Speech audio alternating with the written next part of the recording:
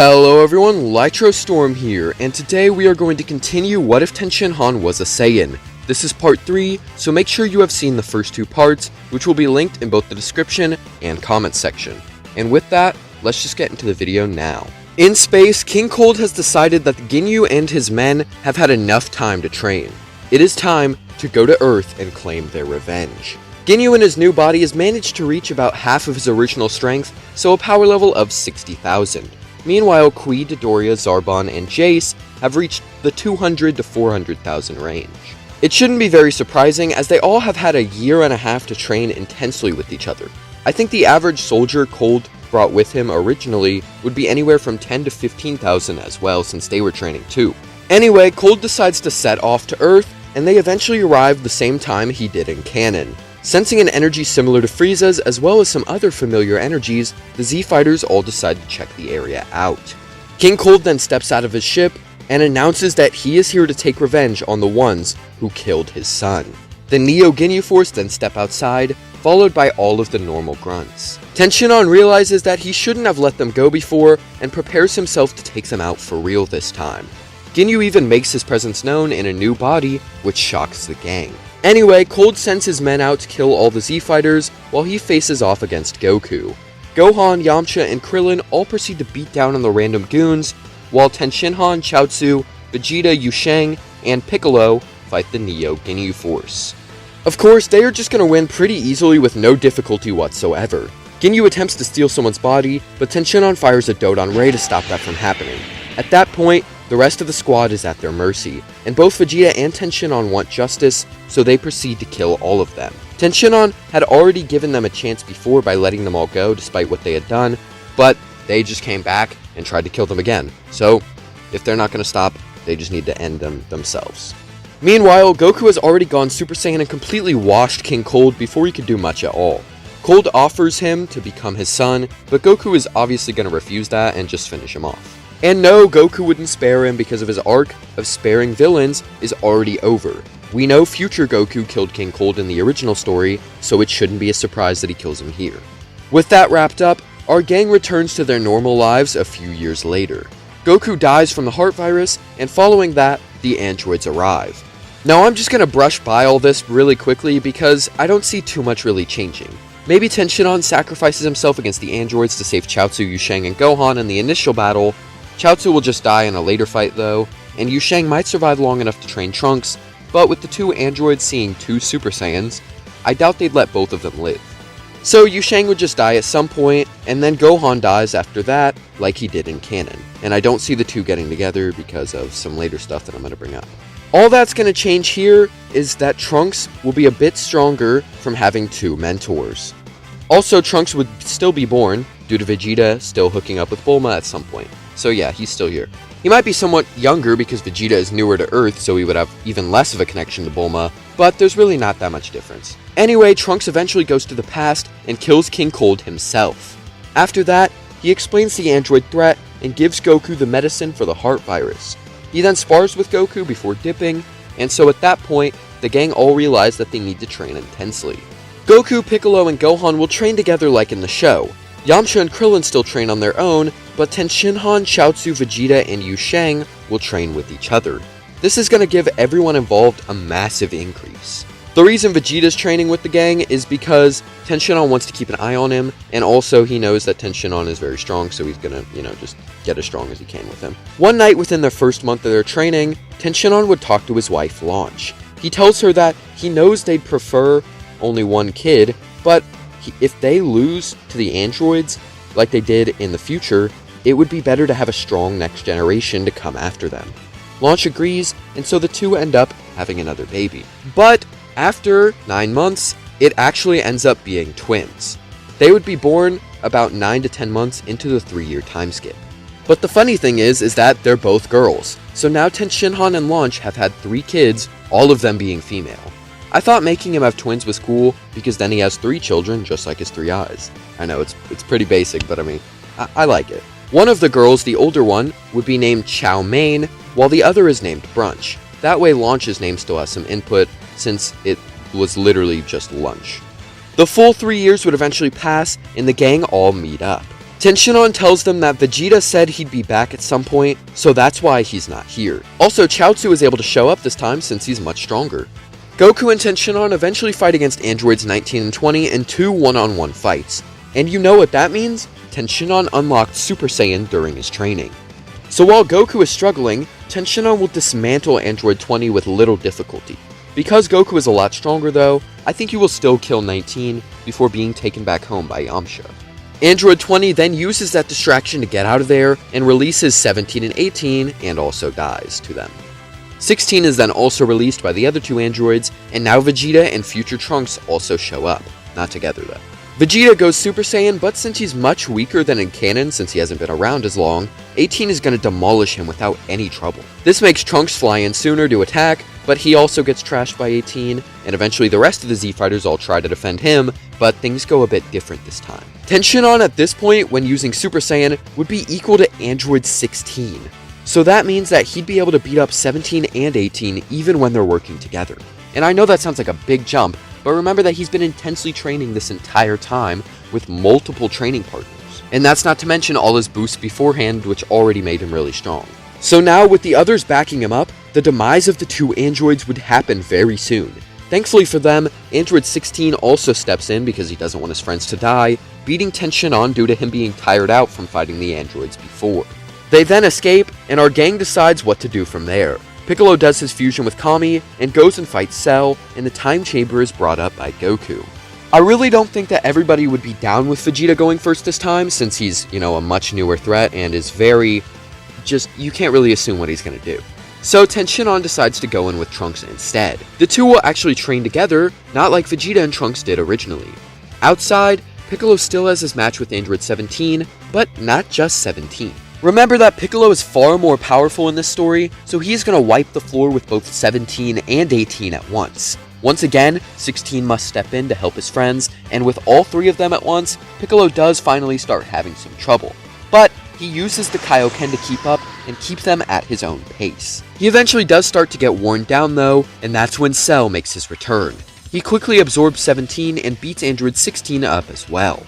At that point, Goku uses Super Saiyan and tries to stop him, with Chaozu also trying to use telekinesis, but neither of these work. So Goku and Chaozu both end up getting beaten down. These 2 things then lead to Yu Shang and Gohan going Super Saiyan and trying their best to stall, but it just doesn't do very much here. They all get knocked aside as well. So with no distraction from Tenshinhan and his Neo Tri-Beam, Cell is gonna find and absorb 18 just as Tenshinhan and Trunks arrive. So now he's in his perfect form and is down to fight either of them. Tenshinhan reveals Super Saiyan Grade 2 and attempts to fight Cell this way. He's able to hold his own much better than Vegeta did originally, but Cell is really loving how strong he is. When Tenshinhan attempts to use a Neo Tri-Beam, Cell quickly stops him, realizing how strong that attack was. He blasts him to the ground and proceeds to beat him up, even ripping off his tail just to flex. At that point, Tenshinhan is beaten and falls to the ground in his base form. Future Trunks knows that he is weaker than Tenshinhan, and knows the problems with Grade 3 due to Tenshinhan actually training with him, unlike Vegeta, so he's just gonna submit right there. He knows he can't really do anything at this point. Cell sees this and decides to announce the Cell Games, inviting everyone to fight him again there. He then leaves, and the group contemplates what to do.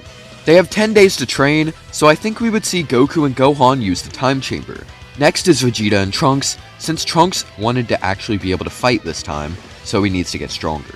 Piccolo goes in after with Tenshinhan and Yu Shang, since Piccolo wouldn't take up any food and would only use up water, so they'd still have most of the 24 hours to train. Goku and Gohan became much stronger than they were in canon after their trip into the time chamber, and the same goes for most everyone.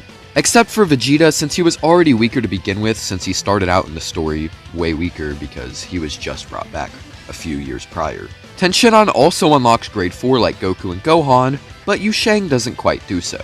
She's got Grades 2 and 3 though. So now our group goes to the Cell Games and Mr. Satan gets one-shotted still. After that, Goku steps in and honestly this is kind of boring, but he beats Cell. It makes sense since he's much stronger than he was in canon. After this, Cell makes some Cell Juniors, but the Z Fighters are able to handle them pretty well for the most part. So no matter what, Goku is just gonna kill Cell, possibly in a beam clash. And like I said, I know that sounds really boring, but I mean, it just makes sense. Goku's stronger, all the Z Fighters are stronger, so Cell and the Cell Juniors aren't really going to be any trouble. And so, Trunks goes back to his timeline, Goku travels to Namek and recruits Dende as Earth's new guardian, and everyone ends up happy. Well, except for Vegeta. After the events with Cell, he decided to move into Capsule Corp fully, and even got a gravity chamber installed by Bulma. Tenshinhan went back home to train with Chaozu, as well as take care of his 3 daughters. Goku's son, Goten, was born the same time he was originally. Now with Tenshinhan's family of 6, including Chaozu, he's gonna need some more income.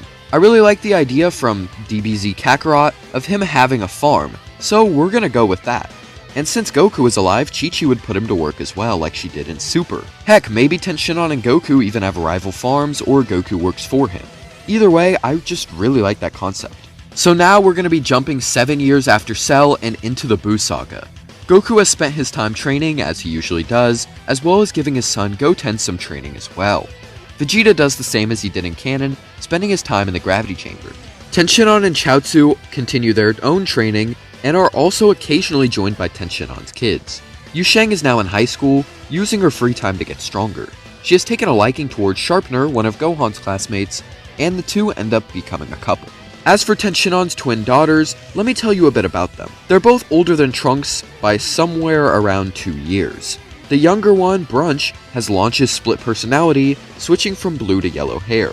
She also doesn't really enjoy training as much as gaining knowledge. The older one, named Chow Mein, has multicolored hair. She mainly has black hair with some blue streaks. She enjoys training just as much as her father. Also, neither of them have tails since they're new generation Saiyans like Goten and Trunks. And lastly, shout out to Super Savage 789 for giving me the idea to use pictures from other shows in order to make characters in this, because a lot of the time it's hard to get custom art, and also I'm kind of getting tired of having to edit the same characters from Dragon Ball. So yeah, as you can see, we're using some characters from another show. But anyway, the kids would be trained, with Chow Mein doing much more than her younger sister Brunch. The tournament comes about, and Goten and Trunks meet Chow Mein and Brunch. The 4 all get along pretty well, which is, just awesome. They all enter the junior division, with each of them making it to the semi-finals. Brunch is beaten by Trunks, but she does go blonde afterward, being quite angry about this. Goten was defeated by Chow Mein, though it was a very tough battle. After Goten is wrung out, he manages to calm Brunch down, and the two go off to collect bugs or something like that. At the same time, Trunks and Chow Mein face off in the final match, with both of them matching each other blow for blow. But at the end, Chow Mein uses her full power and goes Super Saiyan 2, since she learned that from her father. She then beats Trunks, who hasn't unlocked that form yet, and bows afterward to show some respect. Trunks is kind of upset about this, but is only inspired to gain even more strength to reach her level. After that, the real tournament begins without Mighty Mask though, since Trunks and Chow Mein went off to find Goten and Brunch. Goku and the gang enter the real tournament, which is quickly derailed by Babidi and his men. This leads to Supreme Kai and Kibito taking off with the gang and trying to stop Babidi. Once they arrive at his lair, Kibito is killed by Deborah, and then our gang proceeds to fight Babidi's men. The only difference would be that Gohan is replaced by Yusheng here, and that means that she is going to kill Deborah pretty easily. After that, Babidi takes over Vegeta and turns him into Majin Vegeta. While normally Goku being alive in What Ifs makes Vegeta lose his anger, here he doesn't actually fight anyone for the full 7 years. He realizes how weak he was compared to everyone else and spent all of his time on training. So he never became satisfied, and instead only grew more angry as he deprived himself of the fights he wanted. Not only did he want to beat Goku, but also Tenshinhan, to prove that he never needed him. And so Babidi does end up taking him over and teleporting everyone to the World Tournament. Goku agrees to fight him, and they are teleported once again, but this time to a wasteland. Tenshinhan tells Gohan and Yusheng to go with Shin to stop Babidi, and that he and Goku will handle Vegeta. And well, at this point, they do. While Vegeta is stronger than Goku, he isn't really as strong as his canon counterpart. Once again, he's been around for less time, so he's had less time to get stronger. He missed the entire Namek arc, so this should not be a surprise. Tenshinhan is about even with him in this state, so when Goku begins getting beaten down, Tenshinhan steps in and fights Vegeta off. Oh yeah, by the way, everybody is using Super Saiyan 2. But since Vegeta is already drained from fighting Goku, he is just going to be losing to Tenshinhan, and that's not even to mention his arsenal of various moves, such as the Solar Flare, Multiform, 4 Witches, etc. so Vegeta will eventually be taken down by Tenshinhan. At the same time, Buu had been released due to that fight, so now he proceeds to trample Shin, Gohan, and Yusheng. Though Buu does find a bit of trouble with Yusheng, and decides to turn her into a cookie and eats her once he's won. He then leaves Gohan and Shin on the ground near death and takes Babidi. Majin Buu then arrives to fight our three Saiyans, and Tenshinhan realizes that he can't sense his daughter's energy anymore.